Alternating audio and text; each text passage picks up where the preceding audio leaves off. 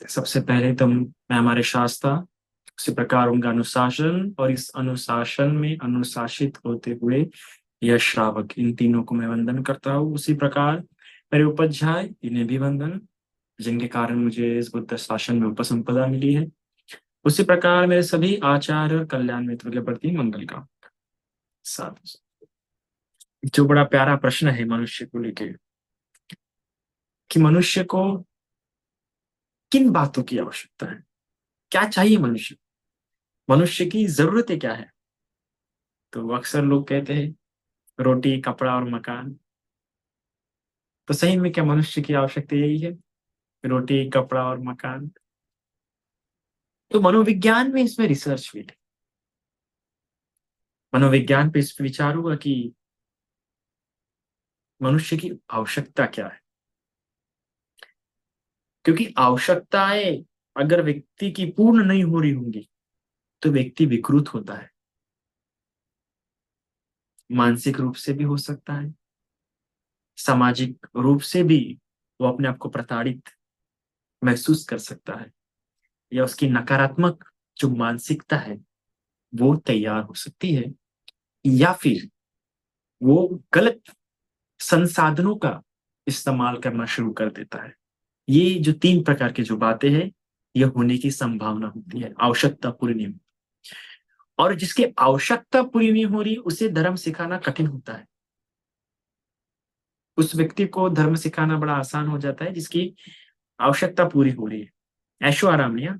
अब जिसका ऐशो आराम भी पूरा हो रहा होगा, उसको भी धर्म समझाना कठिन है। इसलिए दो टोक हो जाते हैं। एक तो जिसकी आवश्यकता भी पूरी नहीं हो रही, वो भी धर्म नहीं समझ सकता।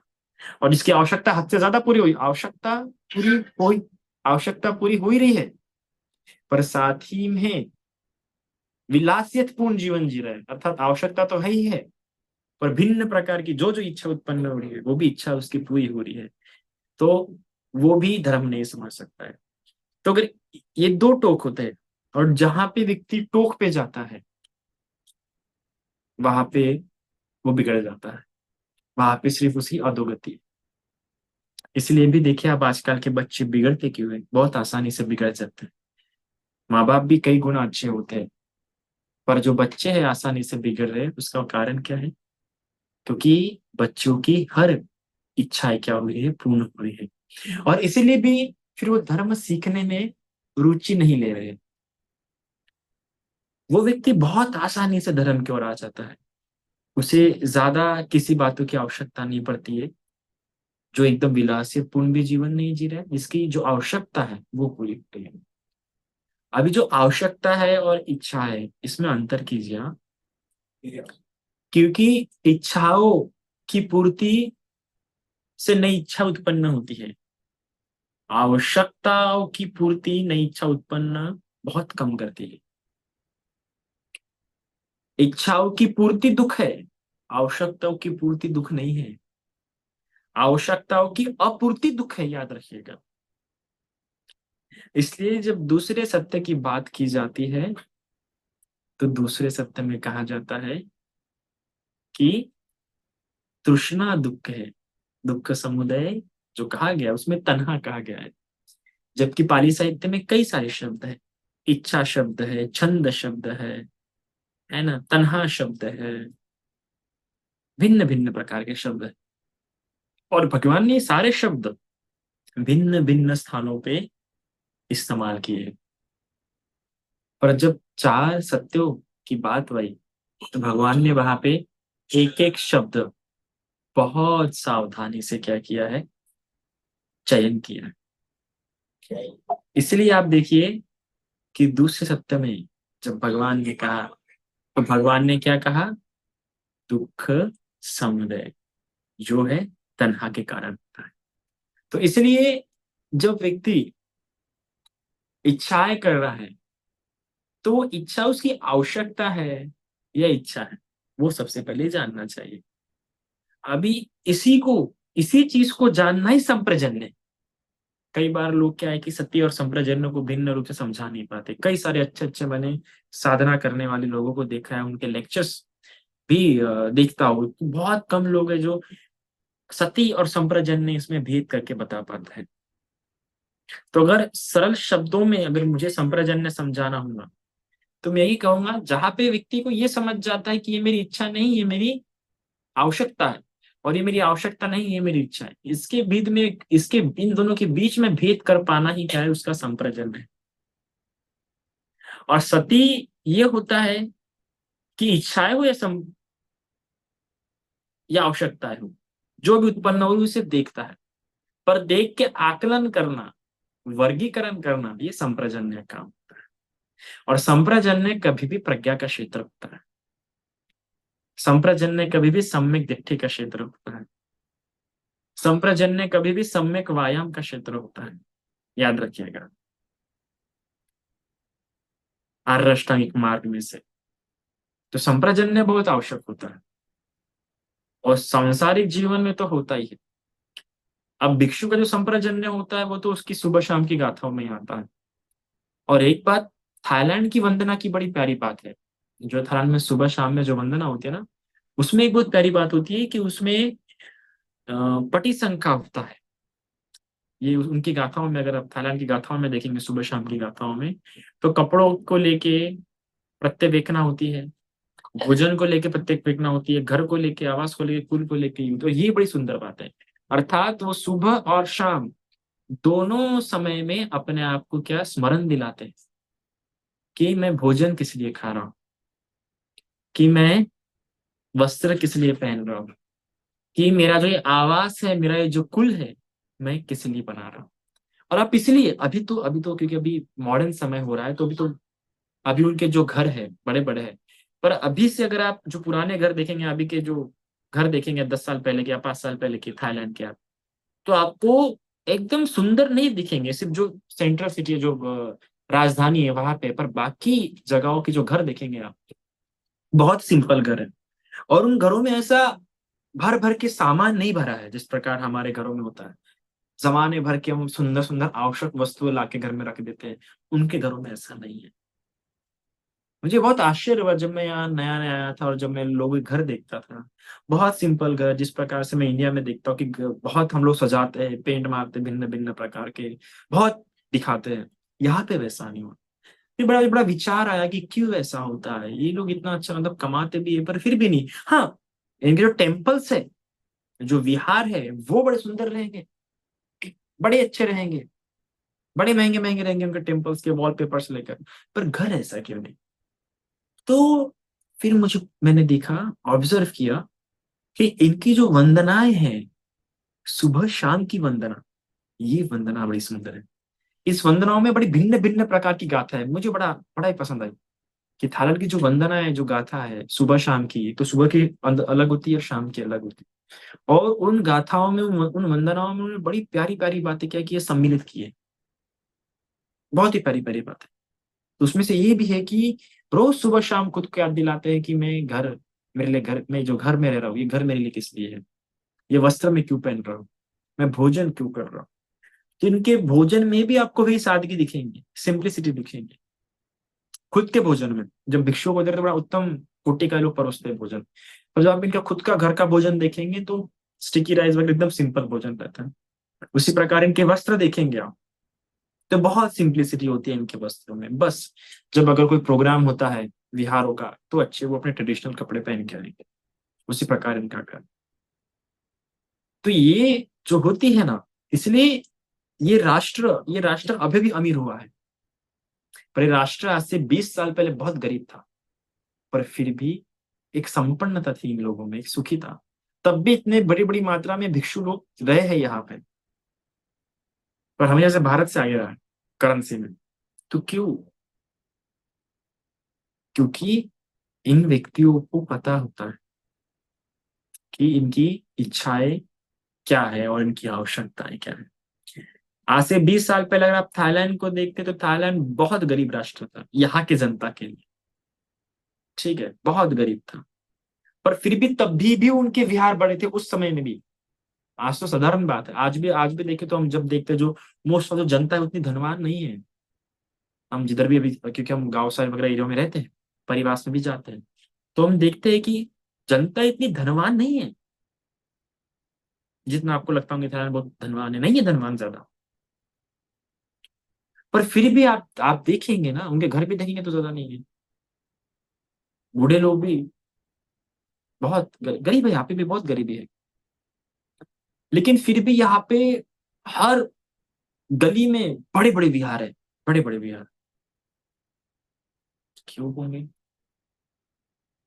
तो ये कारण है कि इच्छाओं और आवश्यकताओं में वो अंतर करना सीखे, या वो बचपन से इसे सीख के जाते हैं, वो समझ जाते हैं।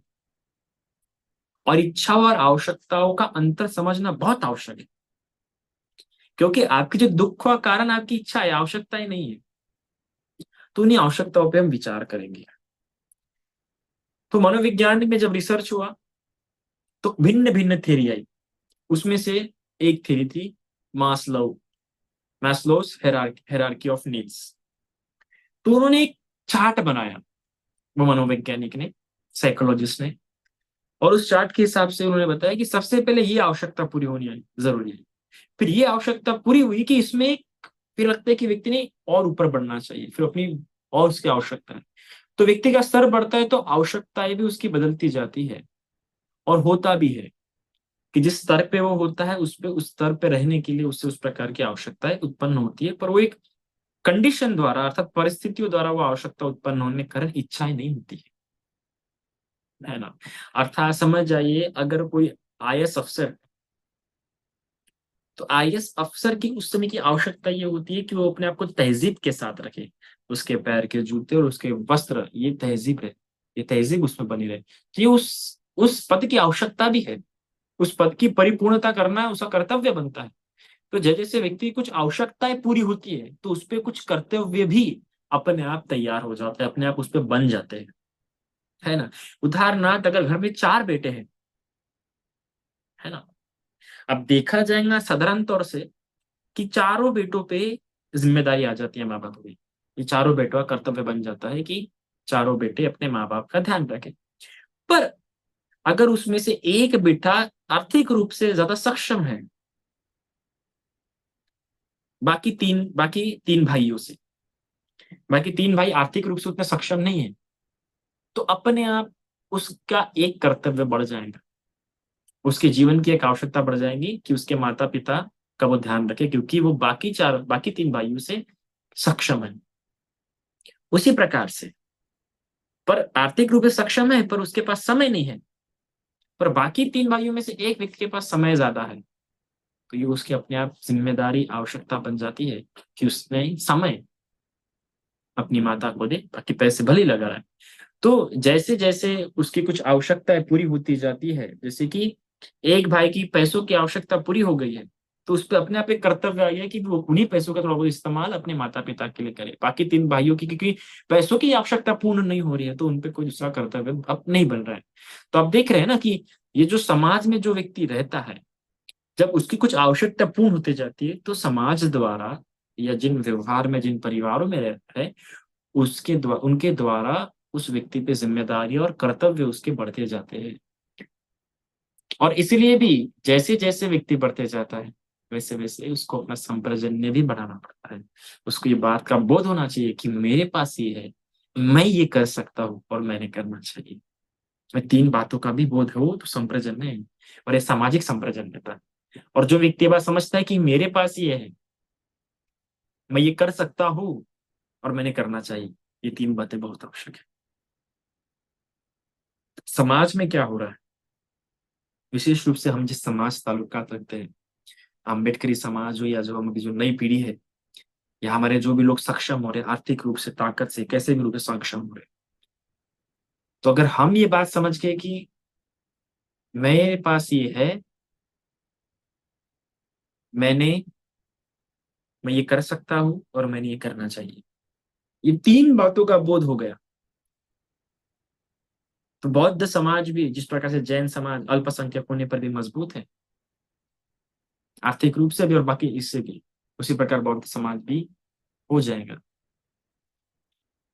पर बौद्ध समाज अपनी आवश्यकताओं को और इच्छाओं को समझ नहीं पा रहा है।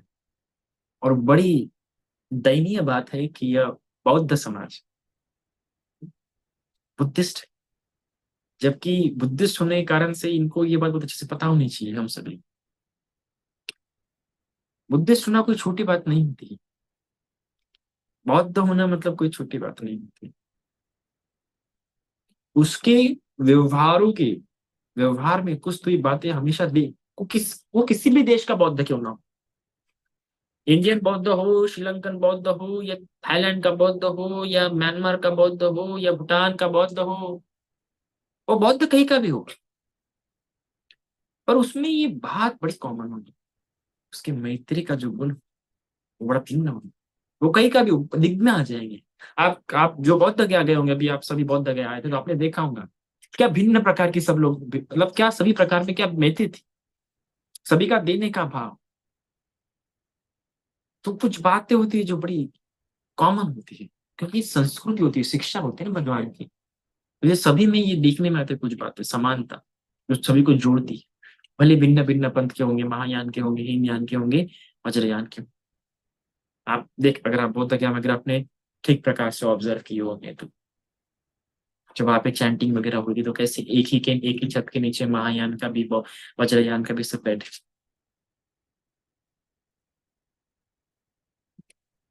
तो इस प्रकार से, क्योंकि वो समझता है कि मेरी इच्छाएं धर्म को लेके, या समाज को लेके, या संस्कृति कुछ भी हो, पर मेरी आवश्यकता क्या है, मेरे पास क्या है, मैं क्या कर सकता हूँ, और मैंने क्या करना चाहिए। यहाँ से शुरू होती है एक समाज में रहने सत्पुरुष की अहमियत,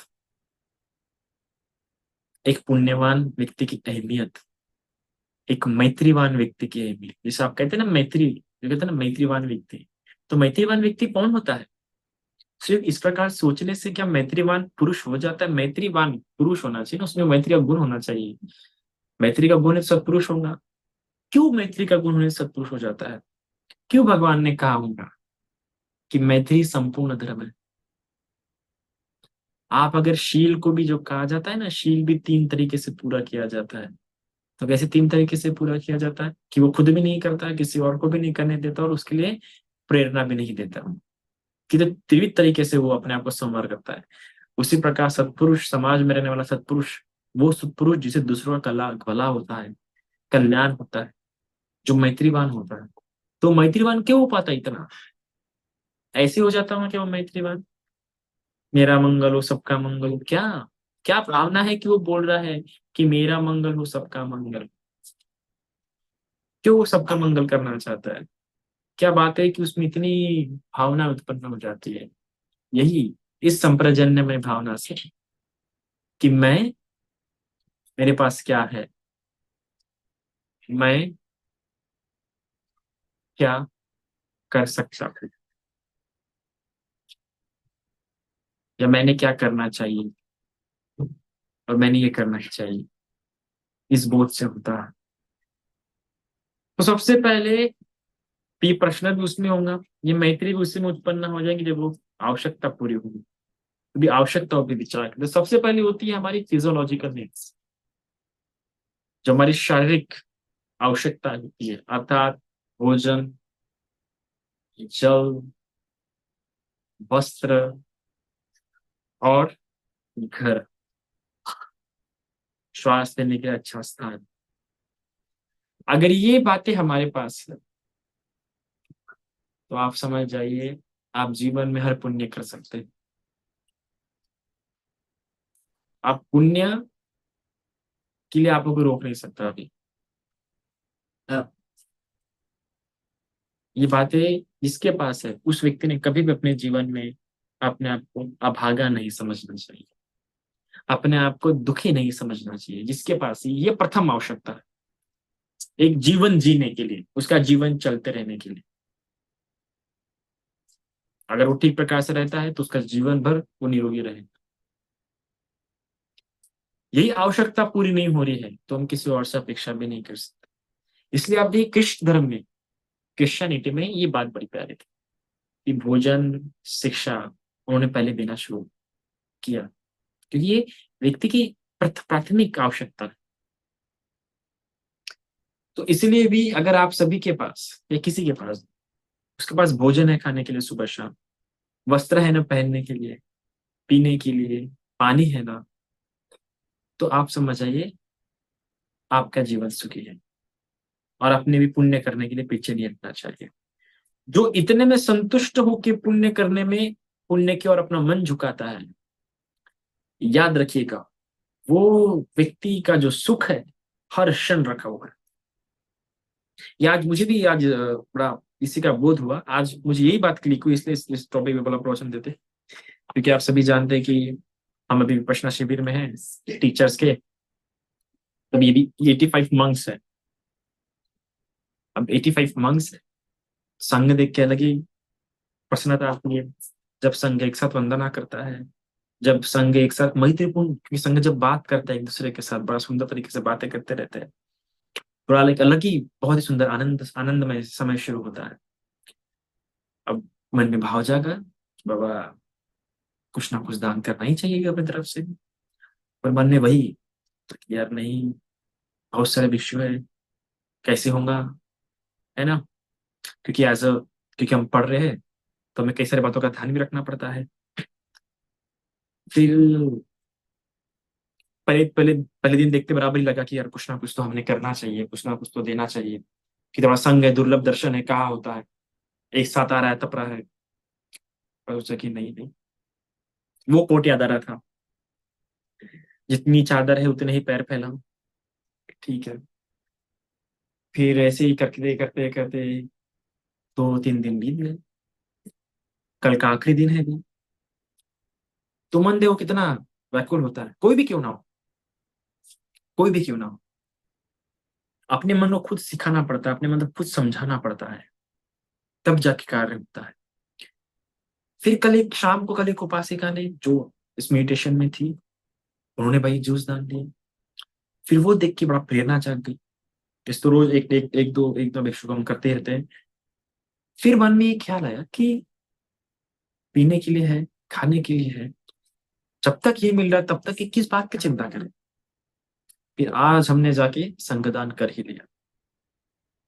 तो एक बात जो हमने बड़ी देखी कि व्यक्ति को अपने खुद के मन को समझाना आना चाहिए, अगर वो अपने आप से बार बार कुशल कर्म करवाना चाहता है तो।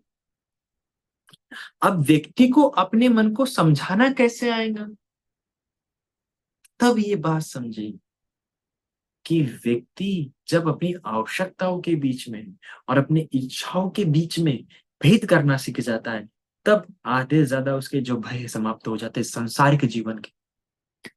सांसारिक जीवन में ज्यादातर जो भय है वो भविष्य को लेके है, याद रखिएगा, अतीत को लेके नहीं है। ज्यादातर भय अतीत को लेके द्वेष हो सकता है, ज्यादातर जो भय है भविष्य को लेके है। इनसिक्योरिटी जिसे हम कहते हैं इंग्लिश में। और वो भी क्यों है, क्यों व्यक्ति भविष्य को लेके इतना भयभीत और भविष्य को लेके ज्यादातर कृत्य हम आज कर रहे हैं। यहाँ तक कि अपने बच्चे की परवरिश भी हम भविष्य को सोच के करते हैं, अच्छे से अच्छे स्कूल में उसको पालना हो।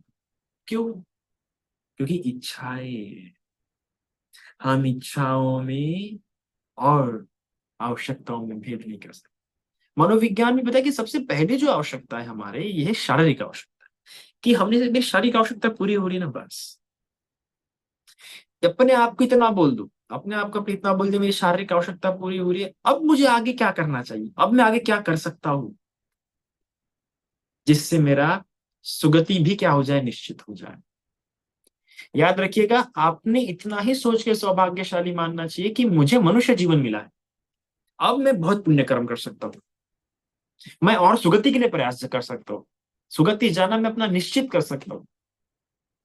क्योंकि दुर्गति में जाने के बाद सुगति तो बड़ा 99% 99 नहीं जी बोल। तो मैं इस मनुष्य हूँ, ये मेरी सबसे सौभाग्यशालीता, अब मैंने इसके और आगे के लिए प्रयास करना चाहिए। मुझे अन्न मिल रहा है, सब कुछ मिल रहा है, बस ये पहले आवश्यकता होती है। फिर क्या होता है कि जब ये आवश्यकता पूरी हो जाती है, तब व्यक्ति को जो होती है ना, ये वाली भावना होती है कि मैंने सेफ रहना चाहिए, मतलब सिक्योरिटी। तब तक अपने स्वास्थ्य को लेके, नौकरी को लेके, घर को लेके, है ना, मतलब अपने आप को सुरक्षित महसूस करना चाहता है। जब इंसान की ये जो पहली आवश्यकता है, अर्थात खाना, सोना, पानी, कपड़े, जब ये अगर पूरी हो रही है तभी वो घर के बारे में, नौकरी के बारे में, स्वास्थ्य के बारे में सोचता है। वरना आप देखिए जो भिखारी लोग जो रस्तों पे जो बैठे रहते हैं पुलियों के नीचे वगैरह, कैसे ना कैसे बना के, वो सब इससे सोचते नहीं नौकरी वोकरी के बारे में।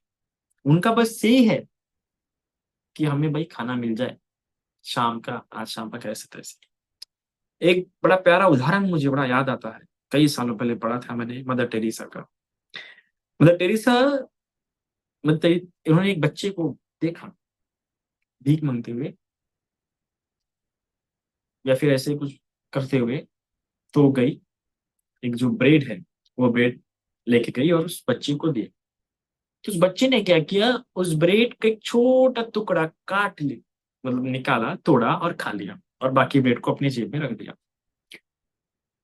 तो ब्रदर टेरेसा कहती है, उनको लगा होगा कि शायद से बस डर गई है इसलिए खा नहीं पा रही होंगी, तब मदर टेरेसा कहते हैं कि बेटा डरो मत, तुम्हारा ब्रेड कोई नहीं छीनने वाला, तुम आराम से खाओ। इतना अद्भुत उत्तर देती है वो बच्ची उसमें।